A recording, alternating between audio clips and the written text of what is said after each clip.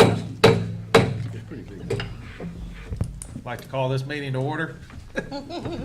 So, all rise. I'm Mayor J.G. Duvall. I'd like to thank you all for coming to this Ratcliffe City Council work session. If you all will please rise as actually, we'll have, Anna Randall. Ann Randall, Pastor Randall's what I'm trying to say. If you'll give us an invocation, and then we'll stand for a pledge. Father, we just thank you for a new year. We thank you for the leadership of this city. God, we ask that your spirit of wisdom and leadership continue to rest upon these that have decided to serve our city. We ask, God, that all matters of state, matters of city be processed in a timely and orderly manner. In Jesus' mighty name, amen. Amen. Pledge allegiance To the flag of the United States of America and to the republic for which it stands, one nation, under God, indivisible, with liberty and justice for all. All right. Mr. England, would you call roll, please? Barbara Baker, Present. Pam DeRoche, Present. Edward Palmer, Tanya Seabrooks, Here. Kim Thompson, Present. Chris Yates. Here. We have 5 of 6. We have everyone here. Ed Palmer unfortunately couldn't make it. He's enjoying some sunshine and relaxation, but will be back with us for the next meeting next week. So we hope him and his family have a good vacation. But I'd like to welcome everybody to our first, Ratcliffe City Council work session. Pam, I've been here before, so this is kind of a second go-around for me. I have some dents in this thing for a reason, and so Those would be me. we want to welcome you.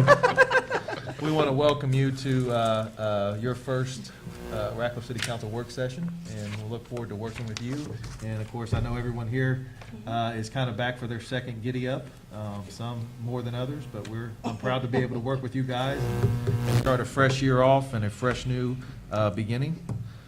So with that, we have information on American Legal Printing codification of the code of ordinances. Jeff, you got that information? It's in the packets.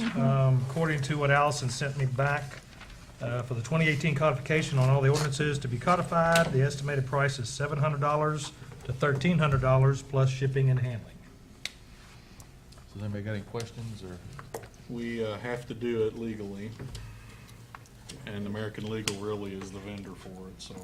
And I do have the ordinance already prepared with the new dates and changes. Right. Do they have, I'm going to assume that the price depends on how many ordinances that we change throughout the year. Correct. Can they get us any closer? Are we at the top range or the bottom range based on how Usually it's many about the middle, based on what last year was. Because of the volume, that's what I'm asking. The Correct. volume would be Correct. about midways. Any idea on what the shipping and handling is? How do they? I've got last year's, I can check for you. It's Nothing crazy? $50.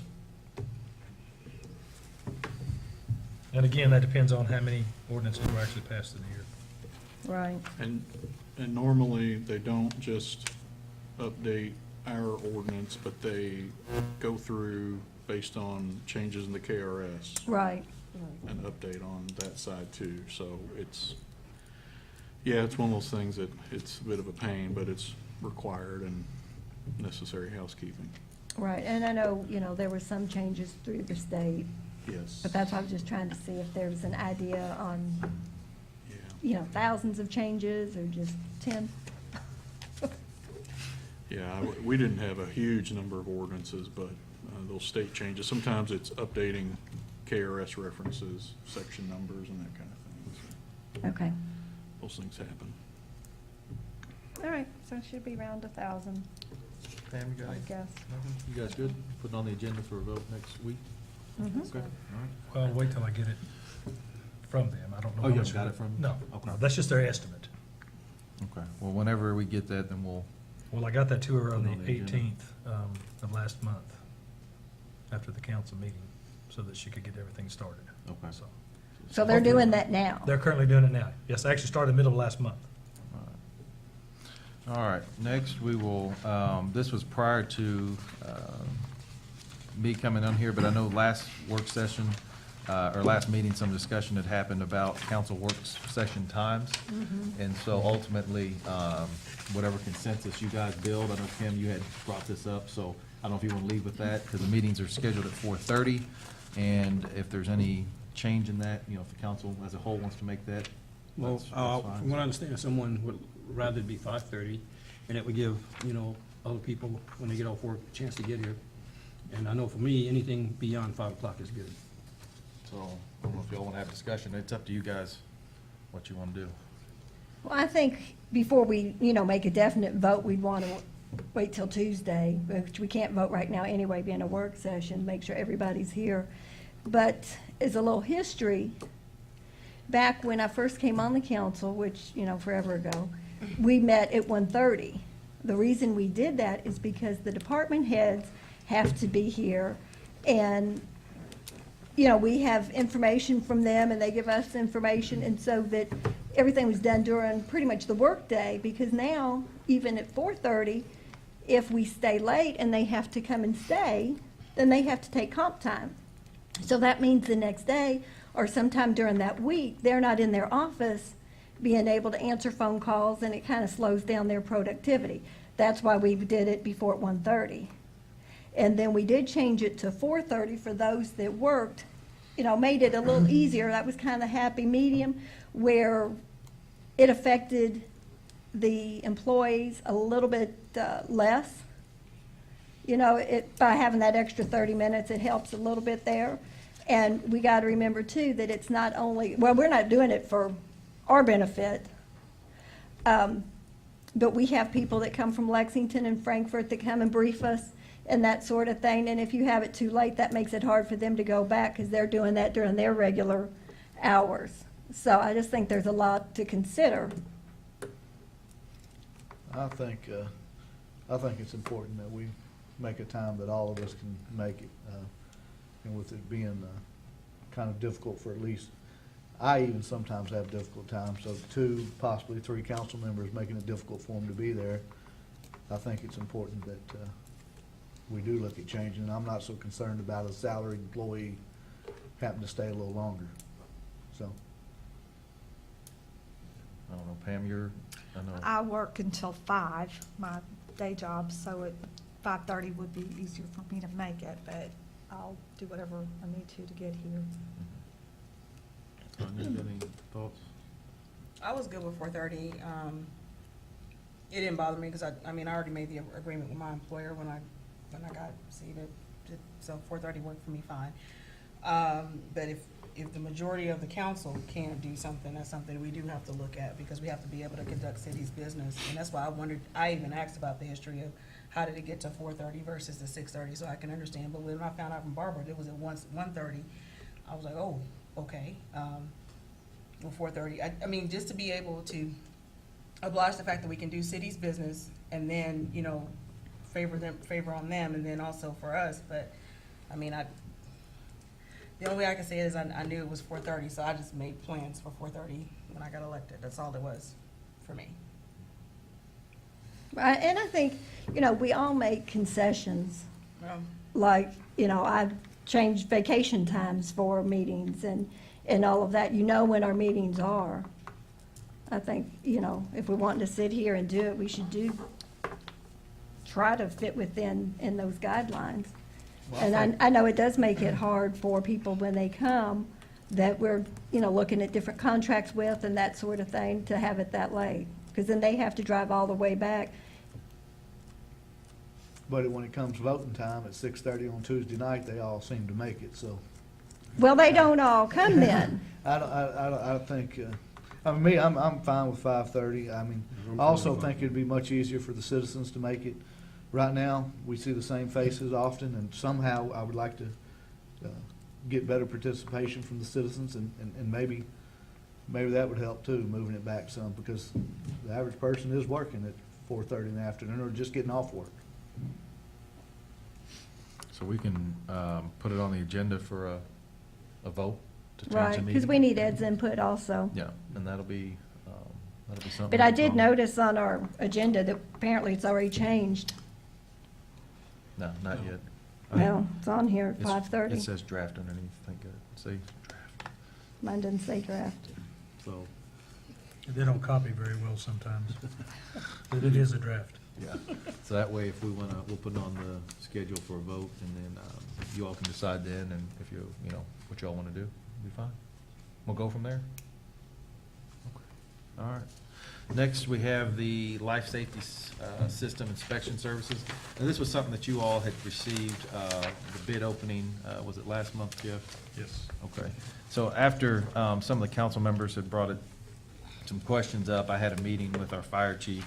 And so after consulting our city attorney, I'm going to recommend that the council next week disapprove both of these bids based on the fact that the way that the bid forms were sent out, the people that put the bids in actually wrote the bids in wrong. And then we had one try to resubmit a clarification. There was an error on that one. And so I think it's better just to start the slate clean, just to start it all over again. These bids were not published or put out anywhere to where anybody knew the prices.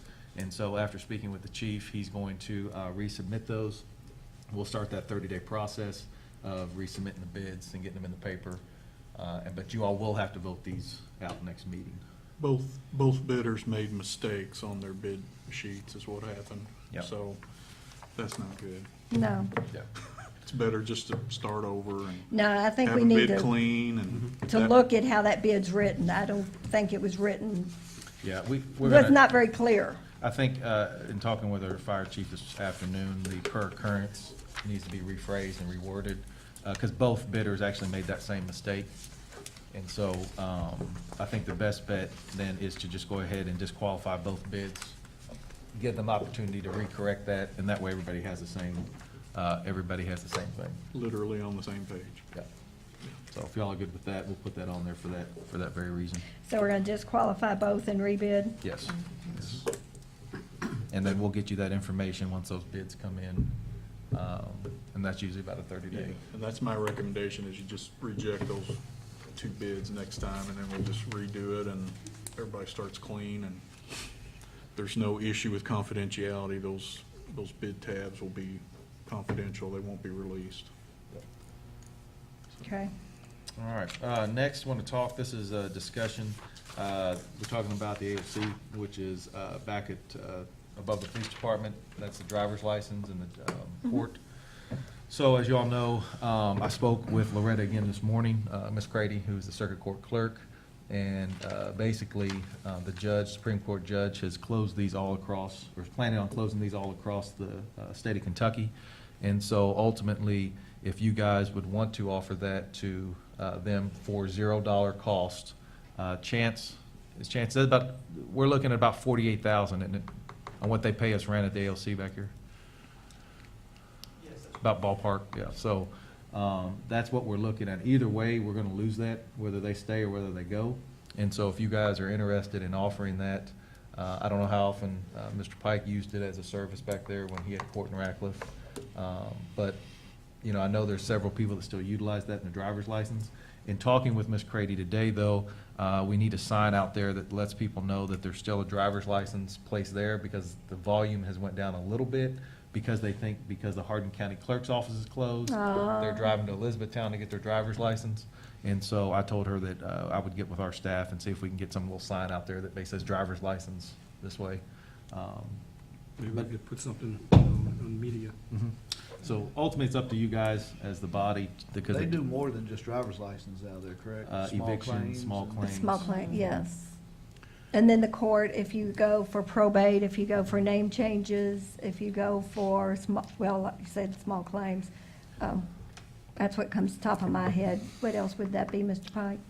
Well, there's the regular division of district court, the civil division, so that's small dollar monetary claims, lawsuits and that kind of thing. Like you said, evictions and probate and estate They do work. mornings, what do you call it, video arraignments. Right, they Yeah, do that yeah, too, that's- yes. Yeah, they used to do criminal court here, but now it's video, because all the in-person is done in Elizabethtown. But, you know, the administrative office of the courts basically took away the criminal court here in Radcliffe years ago, and a lot of local folks, including our law firm, tried to fight that, and we were just not successful with it. But I think it's important that the that the clerk's office be here, the circuit clerk. It's very important. It's an important service for our citizens. And when we lose things like that, it marginalizes our community and marginalizes our population. And and I understand that the state is hurting fiscally. They're hurting in Frankfurt. You know, you've had judges and court personnel that haven't had raises in so many years and that kind of thing. At the end of the day, what do you do to cut that? And to me, we've got to find a different way. So, you know, as a lawyer, I'd like to see it open. As a corporate citizen here, I'd like to see it open.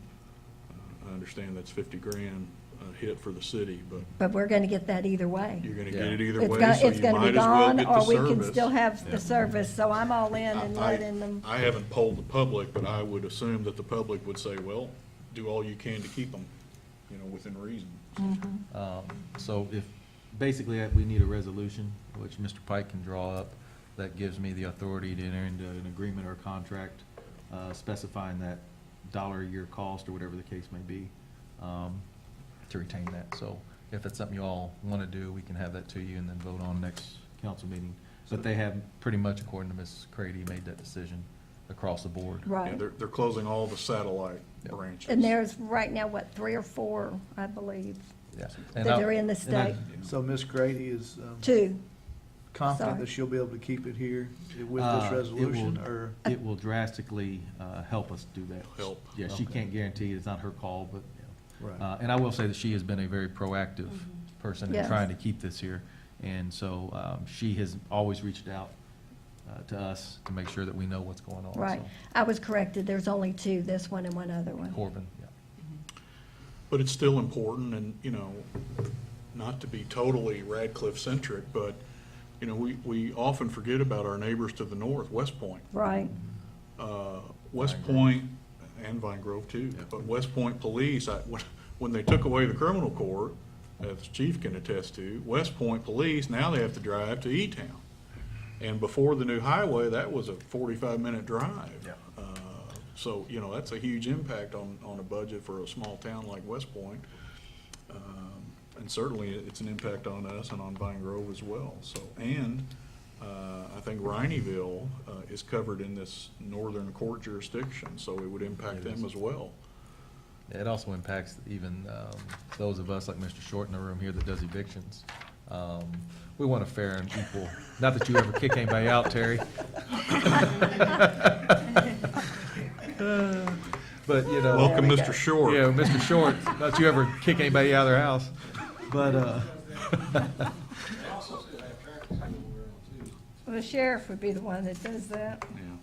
but we, you know, the people that sometimes have to make the court system may not have an adequate way to get to Elizabethtown to the new court system. And this gives them, not, you know, they're in this community. So there's a lot of those things too that are, But this erosion of services in our community is disturbing. Yes. It's disturbing. Very much so. it's a nice word. I like that word, erosions of I service. have plenty more where that came from. So if you all are okay with that, we'll write that resolution up. We'll get it to Jeff, and then he can disseminate that out, and so we'll work on that. Next, I want to talk to you about the economic development opportunities. So as you all know, Red Mar Plaza is a project that we've been working on for many, many years, and late last year, we were fortunate enough to get with the Cameron Group LLC, as our local media reported. And so they have moved forward with contracts, negotiations.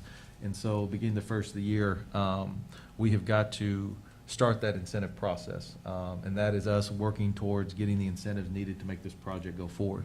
And so I'm going to give you a couple dates so you kind of have some understanding where we're at. But in late September, one property owner was put under contract, and then in late to mid-September, another property owner of a larger portion was put under contract. And then at the end of the October month, 31st, the final portion, which is about an acre, was put under contract. And so those closing dates all are predicated on about 180 days. And that puts us somewhere around May 1st to, let's say, May 10th. Now, some of those contracts, of course, do have extensions and possibly 60-day extensions on them. But ultimately, the developer wants to move as fast as possible. And so that requires us as incentives, to offer incentives to be moving as well. And so, you know, if we get to the point where the incentives are where we need to be, then I think, you know, they'll go ahead and close on some of these properties. But if we are not where we need to be, those extensions probably won't happen. And so local incentives are very easy to put together because that's us. We're the ones that are doing that. Where it becomes hard is where we have to go through the state and get the state qualifiers and meet those state regulations and the requirements that state incentives have. And so those could take 90 days, they could take 100 days, they could take 60 days, we don't know. And so in working with some of the people that put these incentives together, we've got a rough understanding of kind of where we're at and where we need to be. But to enter into any kind of agreement requires you all to offer me through a resolution the right to negotiate or to start those agreements. And so if you all are okay with that, as a body, I'd like to go ahead and have Mr. Pike start drafting that resolution to give to you all, so we can move forward with some of that discussions on those incentives. So, I think that's a wonderful project. We need to get some momentum going down there, yeah, get it moving. so you okay with that? Sounds good to me. Ms. Seabrooks? Good. All right. And that's kind of where I was at with that. And so, I guess with that, I don't think we have anything else on the agenda. Look at that, I'm gonna get y'all, see, you salary people get to leave early, I tell you what, you won't have to stay here. So, Ms. Baker, I'll let you start off, if you have anything you'd like to close with. I just want to welcome Pam to being on the council. Many of you all may not realize that Pam and I are close to the same age. We went to middle school together. It's true. So we think you'll be a very, very valued asset here. Look forward to it. Thank you. I'm looking very forward to being a part of the group. I guess I am a part of the group, right? You are So- part of the group. I am a part of the group. Like, You may good or be, bad. whether you wanted it or I'm not. there. Yeah, and for it. I do have one, are you going to go? I do have one other thing that I meant to say. I had several phone calls today, and I saw some messages where the city has this, I'll say it wrong, the street sweeper out and about. And I've gotten a couple comments on that and how good it was and refreshing to see that out and kind of cleaning up the city and making a difference. They're like, oh, we're seeing a big difference already, so No. thank you for getting that started again. That's great news. I'll take all the credit. As you should. Hey, you got Ben Sharon to smile, Dave, look at it. He has done this before. Pam, thank you. I don't really have a lot to add to that, just glad to be a part of the team.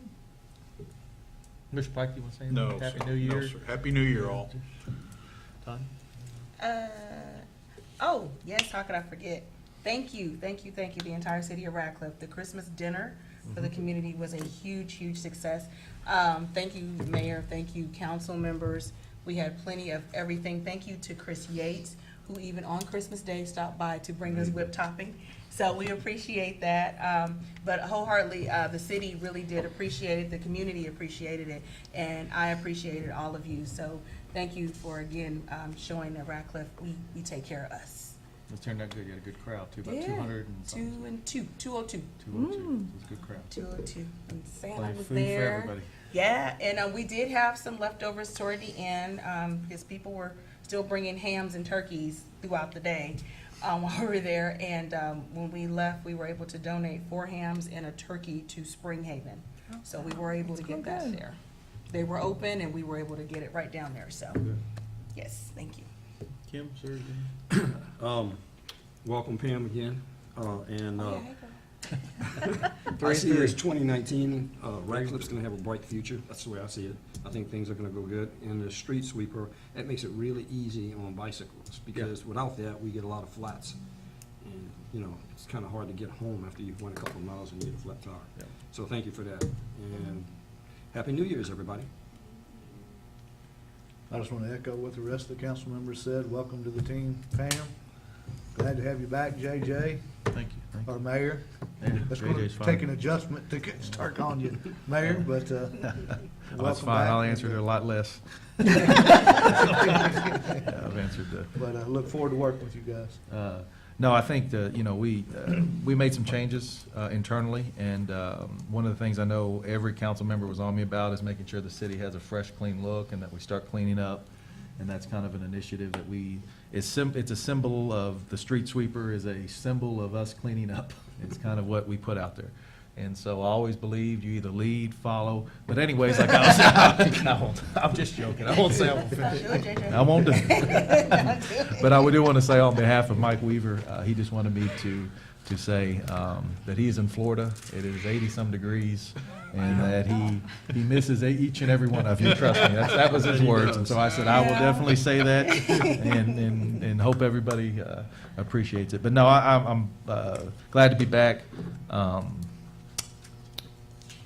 I think that we'll have a strong, good team. Look at you all, you think I'm gonna cry?